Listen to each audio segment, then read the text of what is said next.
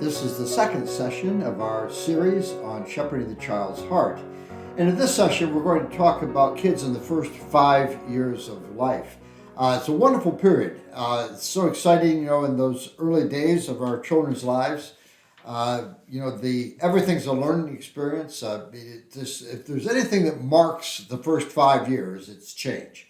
In every area, the child is changing continually. Physically, he's developing. From this little baby you bring home that's so tiny you can hold him in your hand, and he's helpless and dependent on you for everything. By the time he's ready for school, he can run and jump and climb trees and do things that you're too decrepit to do anymore. So there's tremendous physical development taking place. He's developing socially. He learns how to interact with people in his world. He learns how to be funny, how to make a joke, how to be coy, how to ingratiate himself to his parents and sidle up to them.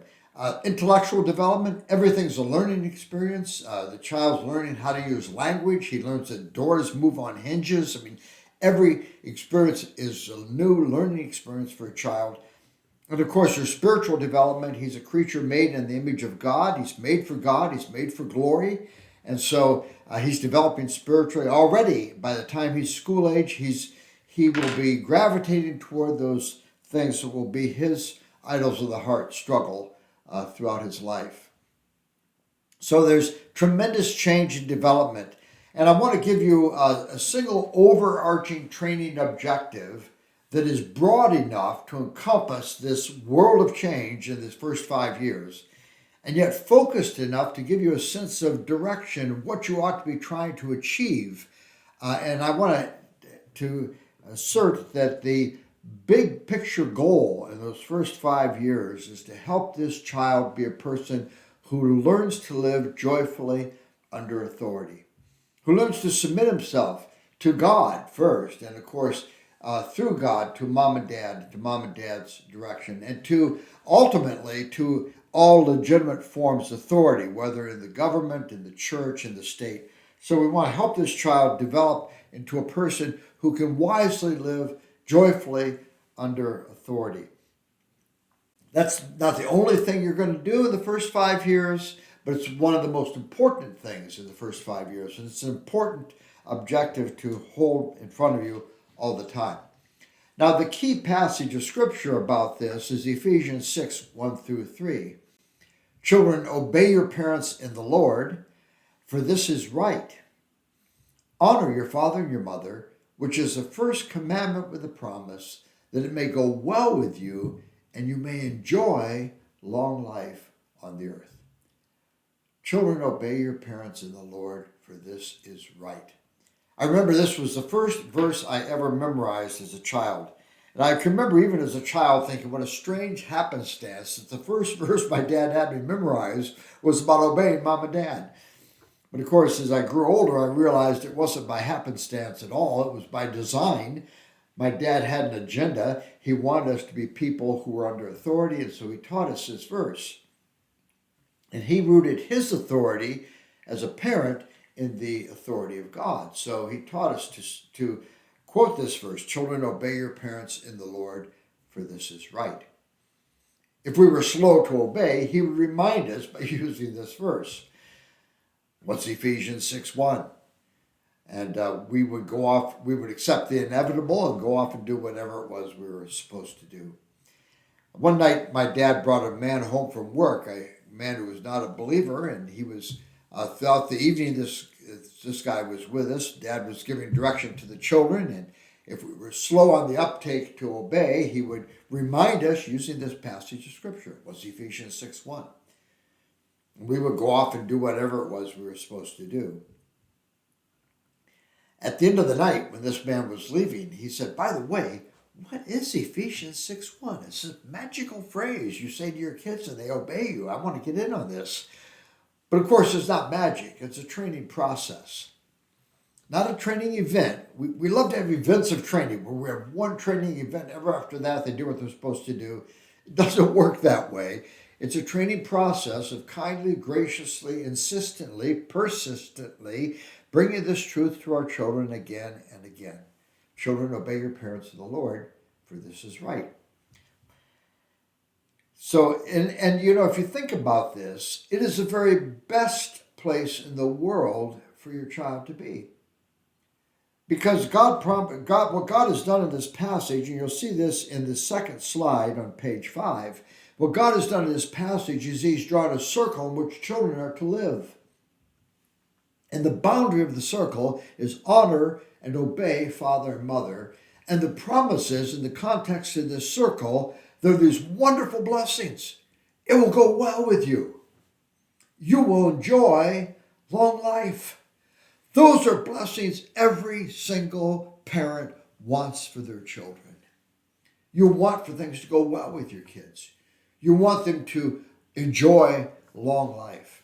These are blessings your children want for themselves. This is one place where you're in perfect agreement with your children. They also want for it to go well with them. They want to enjoy long life. God says the context in which those blessings are realized is as you live under authority. So God promises these wonderful blessings. It'll go well with you. You'll enjoy long life. It's the very best place in the world for a child to be. So God has drawn in this passage this circle. You see it on the chart. The boundary of the circle is honor and obey. The promises of life in the circle is it'll go well with you. You will enjoy long life. And that's why I have labeled it as a circle of blessing. It's the best place in the world for your child to be. Now, the way we bring this truth to our children is incredibly important because we want to make a compelling, an attractive, a beautiful presentation of this truth to our children. So we want to be not just demanding obedience and requiring obedience and insisting on obedience, but we want to provide a worldview, a rationale, an understanding of life that makes sense out of the expectation that they obey mom and dad. So the way I present this is incredibly important. I never want to come to my children like this. Look, I'm your dad. I put a roof over your head. I buy every morsel of food you put in your mouth and every stitch of clothing you wear on your back. And as long as you live in my house, you're going to do what I say. When I come to my children like that, I'm actually planting seeds of rebellion. Because if you think about it, there is nothing in that presentation that invites submission. It's a presentation that actually invites rebellion. I've set up this head-to-head conflict.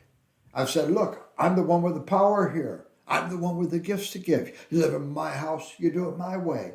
That doesn't invite submission, it invites rebellion.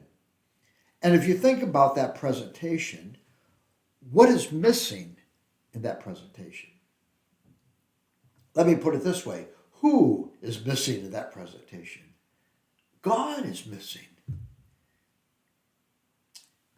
You see, God's not missing in Ephesians 6. Children, obey your parents in the Lord, for this is right. It's what we do because there's a God in heaven. God is the one who stands for this truth and who brings these promises to my children of blessing and longevity. So we want God to be in this story. You see, when I just say, look, you're going to obey me, I'm your dad, you're going to do what I say, I'm actually guilty of Ephesians 6:4. Fathers, don't exasperate your children, but bring them up in the nurture and admonition of the Lord. The nurture and admonition of the Lord is the big worldview. It's the beautiful presentation of this truth that we want to make to our kids. I think of it sometimes as a gourmet presentation. You guys know, if you're going to take your wife out for a special occasion, Mother's Day or Valentine's Day or birthday, and you go to an expensive restaurant and the food is plated up and it's served to you, the food in this expensive restaurant is going to be served very attractively. It'll be look nice on the plate. There'll be something drizzled on top, the variety of colors. It'll be very attractively presented. You don't expect it to look like food that was thrown at a plate at a soup kitchen somewhere, because presentation is part of the gourmet experience. Now, I want to make a gourmet presentation of this truth to my children. So I want to start with God because I want to raise them in the fear and admonition of the Lord. Because God is the one that is so important in our family life. So I want to remind them there's a God in heaven who's good. He's in his love and grace, in his kindness to you, in his love for you, he has put you in a family. He's given you a mom and dad who love you. A mom and dad who have wisdom and maturity and life experience. And it is a blessing for you to obey mom and dad. And we insist on your obedience because we know that's what's good for you. We want you to enjoy these blessings. We want for things to go well for you. We want you to enjoy a long life.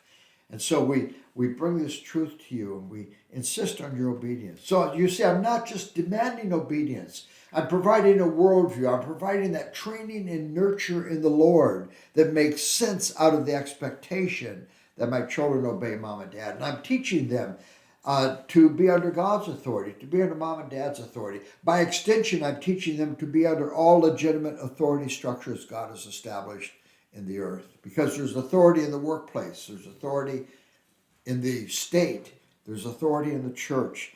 And my child will not live well unless he understands those authority structures and how to engage them and interact with them and how to live under authority. Now, I think we have to address the obvious issue that there's often misunderstanding about authority issues in our culture. And I often think in talking to young people about raising children that many young people I speak to misunderstand authority. They don't have a biblical view of authority. They have a very secular view of authority. They think of authority negatively. Authority is me standing over someone, telling them what to do, and they think, I don't like it when someone stands over me and tells me what to do. My kids won't like it if I stand over them and tell them what to do. And so you see that on the third slide on page 5, that we misunderstand authority, and we question the fairness of being the authority, and it seems so arbitrary and so capricious. And so many parents give away their authority.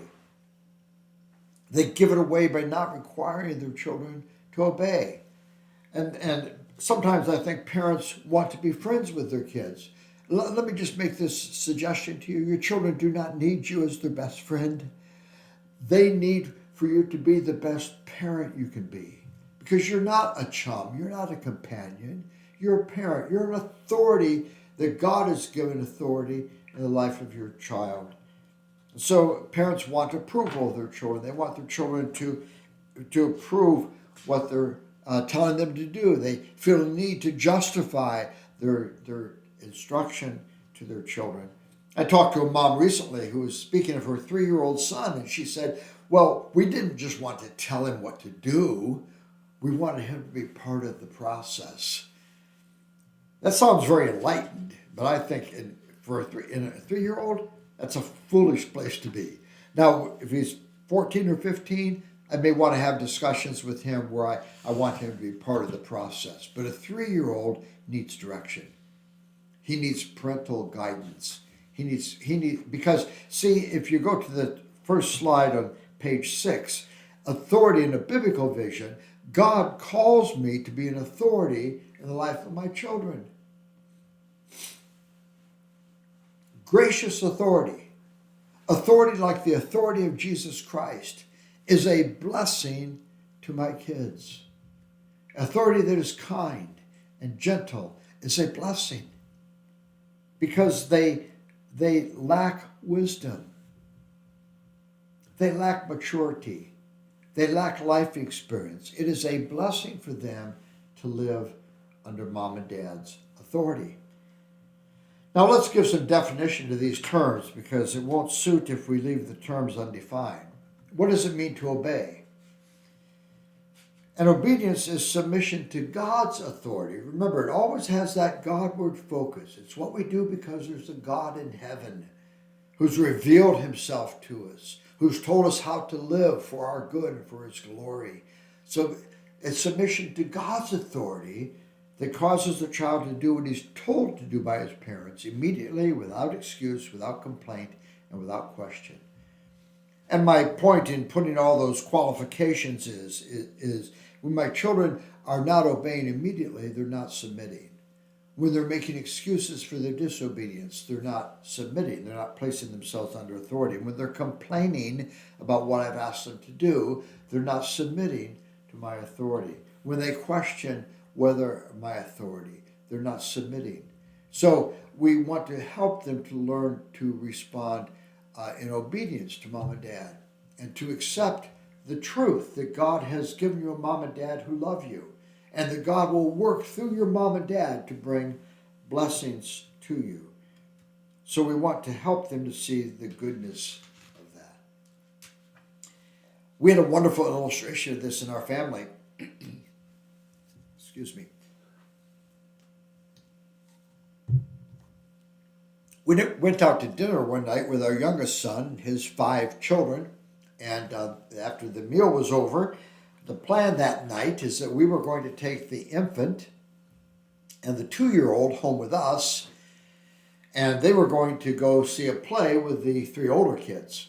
And so I was putting this 2-year-old in the car seat and moving the car seat from their car to my car, and I took the car seat out of their car, swept all the fish and the Cheerios into the parking lot, and put the car seat in my car. And I'm getting this little guy strapped in and adjusted into the car seat. And it begins to occur to him that the rest of the family is going someplace fun and I'm going home with Grandma and Grandpa. He decided this is not a good deal. And so he started to cry. I called my son over to the car. I said, you need to come over and talk to your son. He's not very happy about this arrangement. So he came over to the car. Now this was a 30-second intervention. He said, son, you know you can trust God. God gave you a mommy and daddy who love you. And mommy and daddy know that the best thing in the world for you tonight is going to be to go home with Grandma and Grandpa. They're going to have a nice evening with you. We're going to pick you up on the way home. We're all going to be at the house together tonight. So daddy's going to pray for you. I'm going to pray that you'll be brave, that you'll trust God and trust mommy and daddy, and that you'll be good company for Grandma and Grandpa. So he prayed for him. This little guy, this little 2-year-old, he got himself under control. He stopped crying. And we went home and we had a very pleasant evening with him.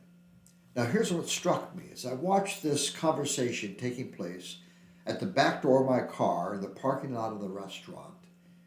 What struck me is it's not the first time this 2-year-old has heard these words. He's only 2 years old, but he's heard this speech hundreds of times already. There's a God in heaven. He's good. He's given you a mom and daddy. It's a blessing for you to obey mommy and daddy. Mommy and daddy have wisdom and maturity. We know what's best for you. You can trust us. You can trust God. He's reminding him of a worldview that makes sense out of the expectation that he obey.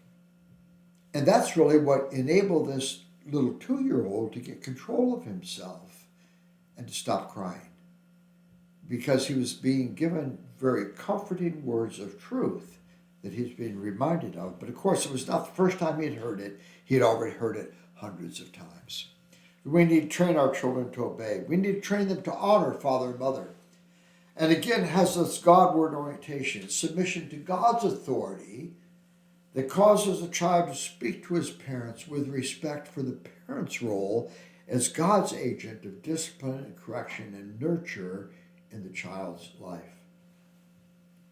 So we teach our children to honor mom and dad. We have to remind them, honey, you and mommy and daddy are not peers. We're not equals. God has put me over you, and I have authority over you. I'm not your chum. I'm not your companion. I'm not your sibling. I'm your father. And so you need to speak to your father in ways that show respect for the role that God has given me as his agent of nurture and development and discipline and correction in your life. So we remind our children, honey, you cannot command mommy. You can't say, mommy, give me a drink. Honey, I love you. I'd be delighted to meet your needs, but you cannot tell me to give you a drink. You can ask me. There are a lot of ways you can ask me. Mommy, could I have a drink? May I have a drink, please? I'll be happy to get you a drink. I love you. I want to meet your needs. But you cannot command Mommy. You can ask Mommy. See, we want to help our children to see. And kindly, graciously, we're helping them to see. God has given me a role in your life that makes it inappropriate for you to speak to me as though I'm your peer. And I'm persuaded that children who will respect the authority of their parents when they are teenagers, who will speak to their parents in respectful ways when they are teenagers, learn to do that when they're toddlers. That is, we're training them, we're giving them a worldview that makes sense out of the idea of respecting mom and dad's authority. Well, if I think about it this way, that God has laid tracks for our children. Did you ever see a locomotive? I mean, there's these huge, massive steel wheels. They're designed to ride on a steel track. There's very little friction as that hardened steel wheel rides on a steel track. It moves with great ease up and down the track. And the locomotive is designed for the track. It has great freedom on the track because it's made for the track. Now, can you imagine someone coming along, as people have in our culture, and saying, let's liberate locomotives from the tracks? Who is the narrow-minded person? Who is the authoritarian individual who insisted on people living on the tracks, on trains riding on the tracks? Let's set the train free. Let's let it go through the meadow, across the stream, wherever it would want to go. How free is the train once you take it off the tracks? It's going nowhere. And you see, what God has done for humanity is God has laid tracks that we're designed to run on. And your children will have the greatest freedom. They will have the greatest joy. They will be the most fulfilled as they ride on those tracks. And if you take them off the tracks, they will be mired in their self-centeredness and their inability to understand the world in the way that God has created it. It's the best thing for your kids. I was with a family in Brazil a few years ago. They have 7 boys. At that time, they were 5 to 15. Busy family, all these boys, and I was so pleased and so joyful being with that family for a few days and observing the nature of the relationships that these parents had cultivated with their boys. Because the boys had clearly been taught these things, and they had embraced the truth that they were to live under mom and dad's authority, and they were responsive to parental authority. And so the family was a joyful family. The boys were receptive to parental direction. They didn't complain. The parents didn't have to yell or raise their voice. They simply gave direction to the kids, and the kids responded, and they understood the boundaries. They understood where the tracks were. It was such a joy to be with them. I said to Margie afterwards, I wish I could compress what I observed in these days into a 30-second video clip I could show in a seminar, because it was such a pleasing, beautiful thing to see the happiness of these boys. I'm persuaded you can accomplish these things in the first 5 years of your children's life. You don't have to have contests over obedience issues throughout their life. You can teach them to be people who live under authority. A word for grandparents. It's so important, if you're like me and you're a grandparent, that you uphold and support the authority of your children over your grandchildren. So that means I never, as a grandfather, want to say, I know your dad doesn't let you do this, but you're in my house now, and in my house, it's my rules. You can do it in my house. I want to uphold his father's standards and his mother's standards, even when he's in my home. If your daddy doesn't let you do that at your house, you can't do it at grandpa's house. Because I want to support the authority my children have in the lives of my grandchildren. Well, God promises, you'll see this on the 3rd slide on page 6. God promises that it'll go well with the child and he will enjoy long life. These are 2 marvelous blessings you want for your children. And I want you to think about it goes well with a child in 2 ways. It goes well with a child in profoundly spiritual ways.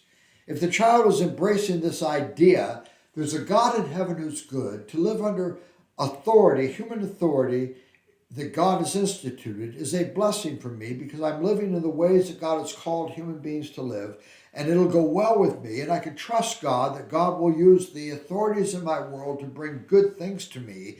If the child embraces that truth, think of the incredible blessings that come to that child. I mean, there's profound spiritual blessings. He's beginning to understand how to live in God's economy. There are also practical blessings. You know, if you are going to have a family day with your kids, you're going to go to a park or to the beach or some recreation, and you'd like to invite another child to come along with you to share the day with your child because it'll enhance his enjoyment of the day if he shares it with a friend. Who are you going to invite to come along? Are you going to think, who do we know who's wild and unruly? Who do we know who will complain when it's time to go home? Who do we know who will get lost 2 or 3 times during the course of the day? Who do we know who will argue and contend with us when we want him to help us carry things from the car to the picnic spot? Let's invite him. That'll be fun. You're not going to do that, are you? You know who you're going to invite. You're going to invite a child who you perceive to be a child who's willing to be under authority. Think of the scores of times in a child's life that blessings come to the child who's under authority that do not come to the child who's wild and unruly. In profoundly spiritual ways, in eminently practical ways, it goes well with the child as he lives under authority. And of course, there's this promise of longevity, the promise of richness, fullness of life, prosperity, protection, even length of days. Now, we've all been touched by those circumstances where God takes a child who's very young.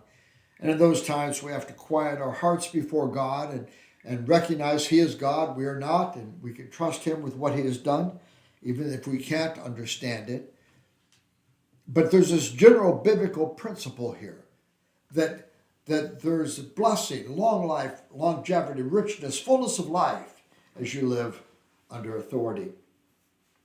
When I was a child, I lived in an industrial city in Toledo, Ohio. Toledo was a United Auto Workers town, a lot of factories where auto parts were manufactured, a very busy city, and there was no place near our home to play ball. We used to play in the parking lot of a factory behind our house. We were there playing one day, and some boys came along. They were throwing stones at the windows in the factory. The windows were broken. Police were called. We ran home, told our parents about this exciting thing that happened. They told us, we don't want you to play there anymore. They, of course, didn't want us to be implicated in any future vandalism that might happen.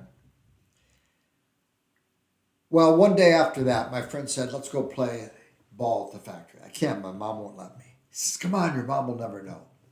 So I agreed to it. In a weak moment, I was climbing the fence with my friend. My youngest brother, Mark, was with me. As I started over the fence, he looked at me and he said, you don't want to live long, do you? My friend said, what'll happen? Will your mom kill you? But what Mark was talking about is this passage of Scripture that we had learned. It'll not go well with you. You know, you're not obeying mom and dad. Your days are numbered, pal. It's a very immediate application of God's word to our this moment. Now, if you go to the next page, page 7, the first slide, this really extends the diagram of the circle and takes it in another implication. So we have the circle of blessing here. Honor and obey father and mother. In the context of the circle, it'll go well with you. You will enjoy long life. When my child dishonors or disobeys mom and dad, he transgresses the boundary of the circle and he puts himself in a place of danger. Now, why is that a dangerous place? It's a place of danger because it will not go well with him out there. He will not enjoy long life out there. And the function of discipline and correction is to restore the child to the circle, is to bring him back into the place where God says it'll go well with you and you will enjoy long life. Now, this does wonderful things for correction and discipline because it frames it in a very positive context. It's really what Hebrews 12:5 speaks of. It says, have you forgotten the word of encouragement that addresses you as sons? My son, don't despise the Lord's discipline, because the Lord disciplines those whom he loves, just like a father disciplines the child he delights in. Discipline is me loving my child. It's me loving him too much to be indifferent to the fact he's put himself in a place of danger through his disobedience. And so I want to bring him back inside the circle, back into the place of blessing. So discipline is not negative. It's not punitive. It's not making my child pay for what he did that was wrong. Discipline and correction is restoration. It's a rescue mission. It's designed to rescue my child from a place of great danger and restore him to a place of safety where it will go well with him and he will enjoy long life. And this is important stuff to talk to kids about. You want kids to understand this chart just as much as you want them to understand the chart of the circle, because that diagram is very easy to understand. A preschooler can understand this circle is a place of safety, outside the circle is a place of danger. But you want him also to understand the function of discipline and correction is to bring you back inside the circle, is to restore you. So it's a rescue mission. And there's a nice evangelical connection you can make when you're talking to your children about this. You can talk to them about the fact that Jesus lived inside the circle. As God, he was the God-man. As God, he came on the Father's mission to fulfill the Father's will, to speak the Father's words, to do the Father's work, the work that had been covenanted before the foundations of the world, that even included his obedience to the Father, even to death on the cross. So he obeyed the Father. As a man, the man, Christ Jesus, lived under parental authority. Do you remember when he went to the temple? He was 12 or 13. The parents headed back to Nazareth after the Passover. They realized a couple days out that Jesus wasn't in the entourage, and they went back looking for him, found him in the temple, and he was confounding the doctors and wise men with his questions and with his observations. After that, teenage Jesus, he went home and he was subject to his parents. Luke 2:51 says. Luke 2:52 reminds us that he grew as subject to his parents. He grew in wisdom and in stature and in favor with God and man. Jesus, the man, lived inside the circle. We can talk to our kids about that. Jesus lived inside the circle for you. And fulfilled all righteousness for you. And he's inside the circle calling you to be inside the circle as well. Now, when our children fail to honor and fail to obey, they put themselves in this place of danger. And that's really where correction comes in. And I want to talk to you about this middle chart about physical discipline of children.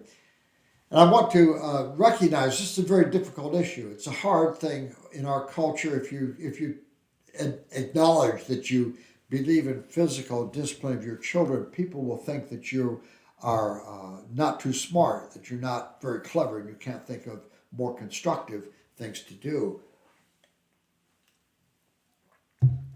And so it's difficult for parents to embrace this teaching because it's not a popular thing in our culture. And of course, there's another problem. Many young people who are raising kids who were raised in Christian homes and who were physically disciplined were disciplined in anger. And their parents were inconsistent. They were capricious sometimes in their physical discipline. They sometimes were excessive and even abusive in the ways that they disciplined. And the child promised himself, I will never do that to my kids. I'm never going to lay my hands on them. I hated that. I don't want to do that to my kids. And if you're in that situation where you were disciplined physically inappropriately, even by a Christian parent who loved God and who loved you, but who was mistaken and wrong in the way they exercised physical discipline, however well-intentioned they might have been, and you promised yourself, I will never discipline my children, I want to ask you to give me a hearing for these next few minutes.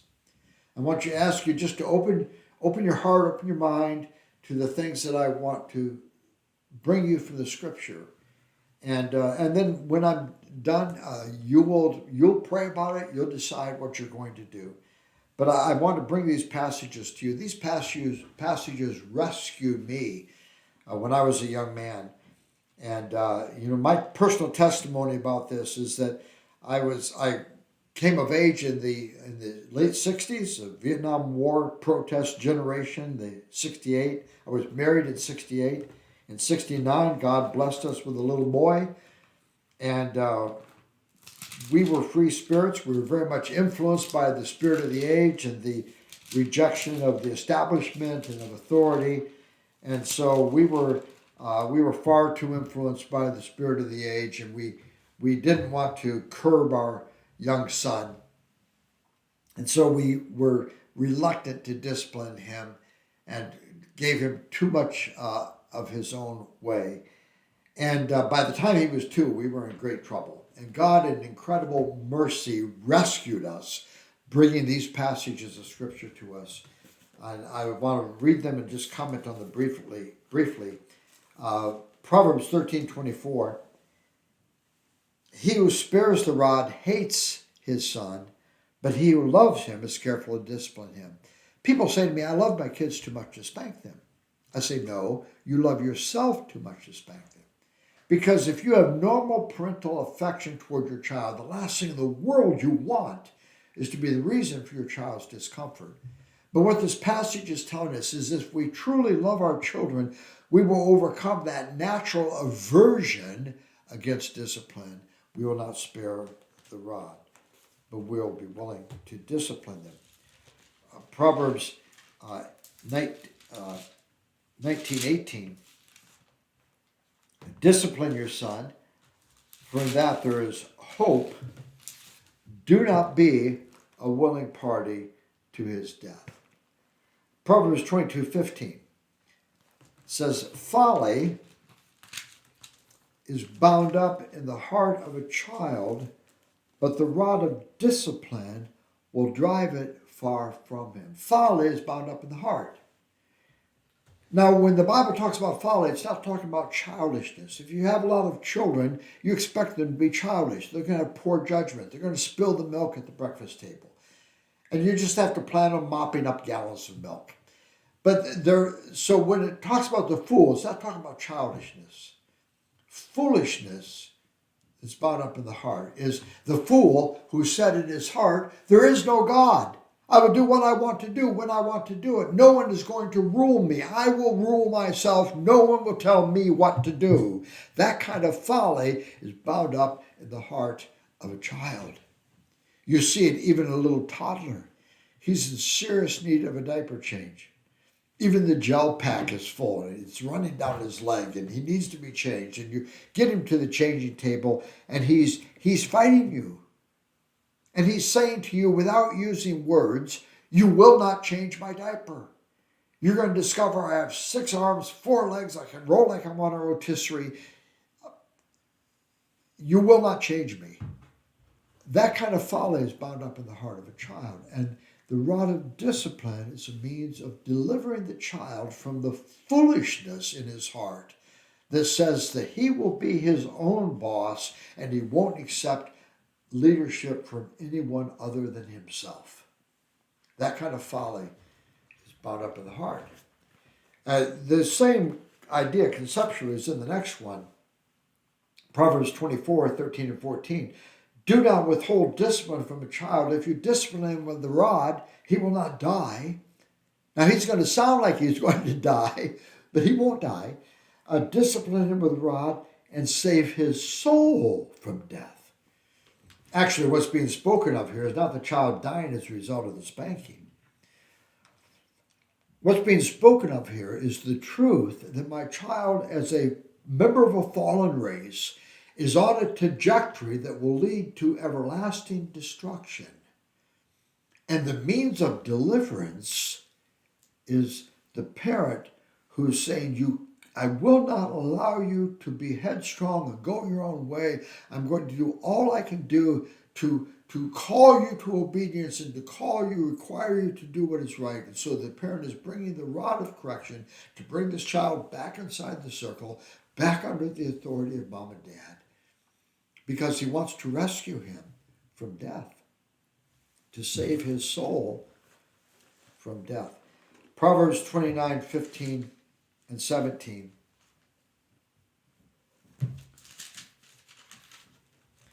The rod of correction imparts wisdom, but a child left to himself disgraces his mother. Discipline your son, verse 17, and he will give you peace. He will bring delight to your soul. So discipline is the very best thing that can happen to my child. And the warning of Colossians 2 is so apt, because the warning there is, see to it that no one takes you captive. When are captives taken? Captives are taken during a war. There's a war going on out there against Jesus Christ and against God's truth. See to it that no one takes you captive through hollow and deceptive philosophies. Something that's hollow and deceptive has an appearance of being solid and substantial. Some hollow and deceptive philosophies that depend on human traditions and the ways of the world rather than Christ.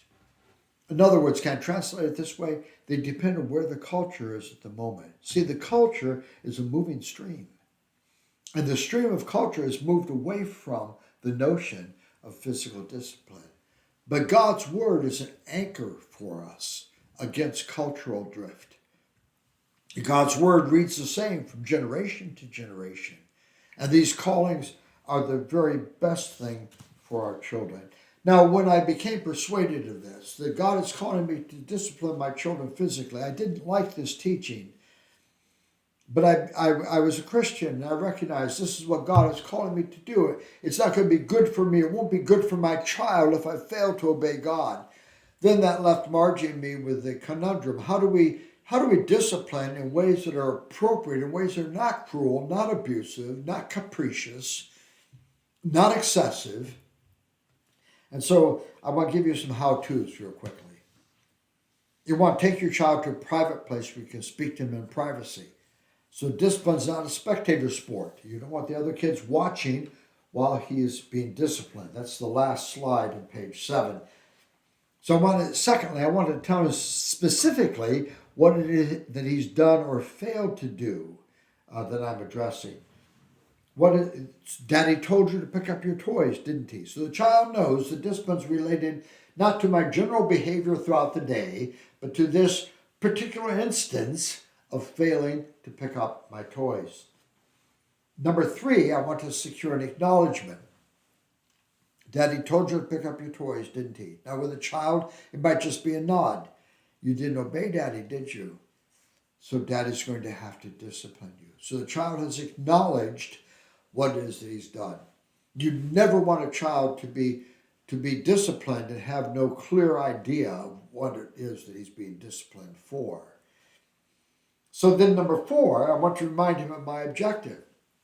It's really reminding him of that chart that is at the top of this page, the chart with the circle and the arrows. That I remind him, Daddy's not mad at you, I love you, but you have put yourself in a place of danger through your disobedience. And Daddy loves you too much to leave you there, and so I'm going to discipline you because I want to bring you back inside the circle. So I want to be able to say to my child, Daddy's not mad at you, I love you. You've disobeyed Daddy, so Daddy's going to have to discipline you. Then number 5, I want to tell him at the top of page 8 how many swats he will receive. 3 swats, 2 swats, whatever is appropriate for the child. It'll be different with different children. One of our sons had a backside that was made out of the stuff saddles are made out of, and he was not easily impressed. Some of our kids were so compliant when they saw the paddle, they were compliant. They required less discipline. So you tell them how many swats. When I tell them how many swats, it's a very important signal to the child. Daddy's under control. You know what to expect. You're going to get 2 swats, 3 swats, whatever you've determined is appropriate. Number 6, I have here, remove his drawers or his trousers. My point here is that you don't want the spanking to get lost in the padding of his pants. I've seen moms spank kids through 2 diapers and a pair of Oshkosh Bagosh overalls. And they say, he just laughs at me. He doesn't even feel it. He didn't even know you were there. You want to make sure that the spanking does not get lost in the padding of his pants. Let me give you this caveat. It's very important. If you're dealing with little children, you see their bottom every day in the course of ordinary business. You change their diapers, you bathe them, you make sure they're clean when they use the toilet. It won't be an indignity for you to see their bottom because you see the bottom every day in the course of ordinary business. If they're old enough that they care for their own hygiene needs, then leave the underpants on. You don't want them to have any sense of shame or embarrassment. And then number 7 is so important, restoration. I used to take my kids and rock them. We had a rocker in our bedroom where we disciplined them, and I would rock them, and I'd say, Daddy loves you very much. I would hold them and say, Daddy loves you. And Daddy hates to spank you. In fact, I hope I never have to spank you again. I told them that hundreds of times. I meant it every time I told them. And by the day came. I've not spanked any of my kids for decades, so I'm here as a testimony to the fact it's really not what you're going to do for the rest of your life. It's actually for a fairly narrow window in the child's development. We'll talk about that in a minute.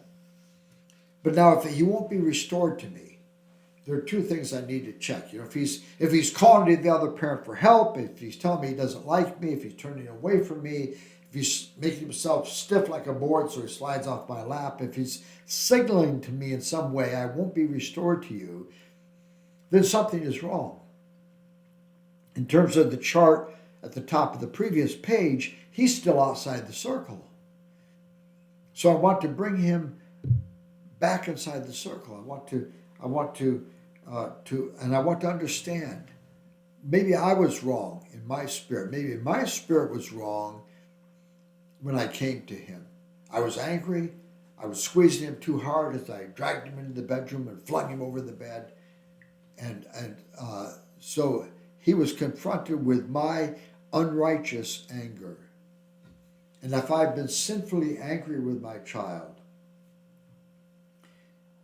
then I need to acknowledge that and ask for forgiveness. Let me just say parenthetically, when I'm sinfully angry, what I've done is I've personalized their disobedience. I've made it about me and not about God.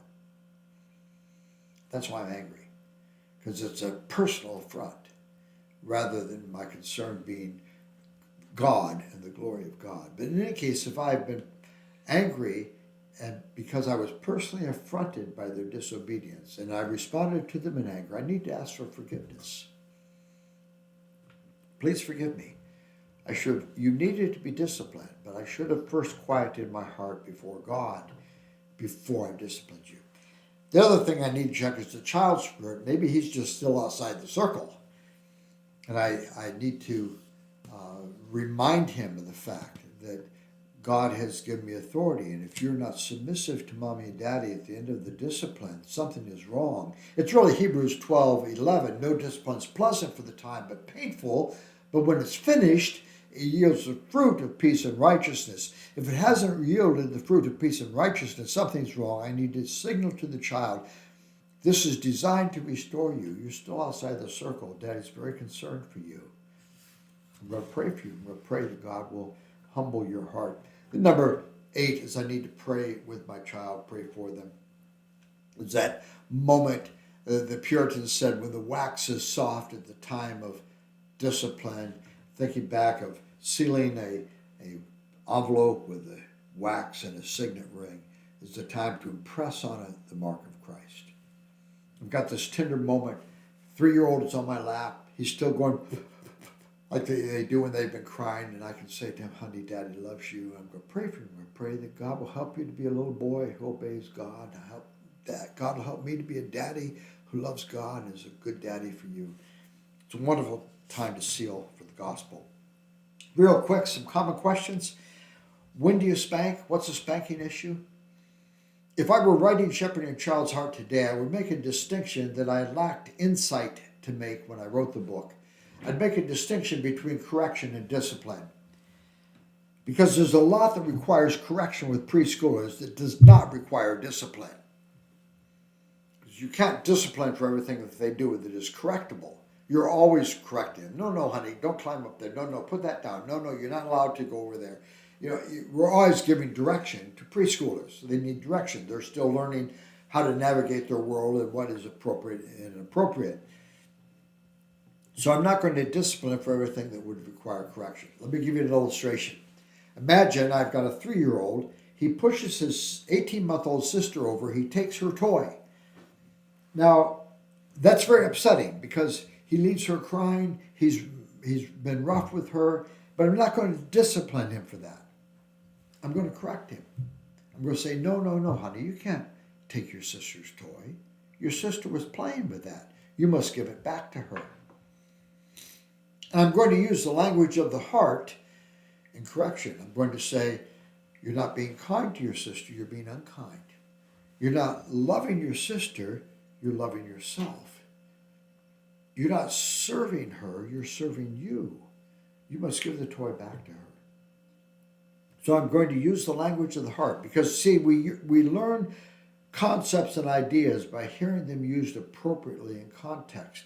So I can be training him to understand his heart even in the ways that I correct. And I'm letting him know my concern is for something deeper than just the fact you took her toy and left her crying. My concern is for what's going on inside you. So if he gives back the toy, there's no need for discipline. Now, if he refuses to give it back, we may end up with a necessity of discipline, but it won't be because of the taking the toy to begin with, but rather his refusal to obey Daddy when Daddy said, you must give the toy back to your sister. So I think that distinction will help you because you want to discipline only for matters of defiant behavior, failure to honor, failure to obey. That's all we're going to discipline for. And the other things we're going to correct, but we're going to discipline for failure to honor and failure to obey. What do you use? I have no strong opinions about this. It's only there because it's a frequently asked question. I'm not against the hand philosophically. Wooden spoon, a paddle. I like a paddle because a paddle spreads the shock over a broad area. It stings. It doesn't hurt the child. But I have no strong opinion. When is a child old enough? When he's old enough to understand your words and not obey, he's old enough to be disciplined. That's when the discipline process will begin. What if I'm too mad? If you're a person that gets very angry very quickly, you know that about yourself. You need to covenant with your spouse and your children. I will never discipline until I've first quieted my heart before God. So you can say to your child, honey, Daddy is very provoked with you right now. I'm very angry, and I don't trust myself to discipline you at this moment. I want you to sit here on the sofa. Daddy's going to go pray. I'm going to ask God to quiet my heart so that I can deal with you in righteous ways. You can pray for Daddy too. I'll be back in a few minutes. And you pray, and then when you quieted your heart, you discipline your child. Don't trust yourself in the first flush of anger. What if we're not at home? In our culture, if we're not at home, I would not discipline my children. You can always leave wherever you are. Aunt Susie, we'll come and visit another day. You go home, take care of business. Or you may overlook some things at Aunt Susie's that you would not overlook if you were at home. And that's fine. You can do that. And people say, yeah, but my kids are so clever. They'll know you can't touch me in Aunt Susie's. I can do whatever I want. If they're that clever, they'll remember when you get home. And you can say to them, we have some unfinished business to take care of from our visit with Aunt Susie. What if a child didn't hear me? One of my kids said, Daddy, I didn't hear you. I said, son, I was 3 feet from you. If I had whispered at that moment, hey, would you like some ice cream? You would have heard me. You need to learn to pick Daddy's voice out of the ambient noise in the room. This is my dad. This is important. I better listen. So I said, since you didn't hear me, I'm not going to discipline you for disobedience. I'm going to discipline you for not hearing me. And after that, his hearing cleared up. When is a child too old? I don't know the answer to this question because I've always been unwilling to be on the line. Ted Tripp says you should never discipline after age, whatever. But I think you'll find this. Their discipline, physical discipline, is the most effective with little children. It humbles them. It gives weight to your words. It gets their attention. They want to avoid it. It's the most effective with little children. As they get older, they get more stoic about it. They figure out if I squeeze my buns real hard, it won't hurt quite as much, and they figure out how to deal with it as they get older. And there are other things we'll move to with older children. What if it doesn't work? The primary reason why it doesn't work is because parents discipline in anger. And there's a sense of justice in the child that says, I will not submit myself to this angry, out of control person who's abusing me. And so the child will not submit to that discipline that is done in anger. Can I use timeout instead? We can't swap out what God has called us to with man's ideas. We need to trust God and do what God's called us to do. What about special needs kids? If you adopt, special needs, if you have a child who has some kind of developmental delay, autism, perhaps ADHD, some special needs, you're going to have to take everything I'm talking to you about in this series and think through, how do I apply it, understanding the needs of my special needs child. I would urge you, don't do a cookie cutter application that doesn't take into account all you've learned about the special needs of your child. Another common question is, what about adoption or foster care? In most cases, if you do adoption or foster care, you'll be required to sign an affidavit that you will not physically discipline. And if you do that, you need to be a person of your word and honor your word. And you'll have to do other things that will not be as effective with your foster child. Another common objection: if I disciplined every time my children didn't obey, that's all I'd ever do. Honey, forget meals, housework, laundry. I'm just going to do discipline kids from now on. You might have a few days like that, but you'll find kids are very quick learners and they will very quickly come up to your expectations. And then the last question is, what if it's too late? I've got kids that are 6, 8, 10, 12. They don't understand these things. I've never taught them to obey with this kind of precision. What do I do? Well, you go home and teach them. If you go back to page 7, the top slide, you could spend a week in family worship just on that slide, taking one topic a night. What does it mean to obey? Discuss that. Another night, what does it mean it'll go well with you? What does it mean that you'll enjoy long life?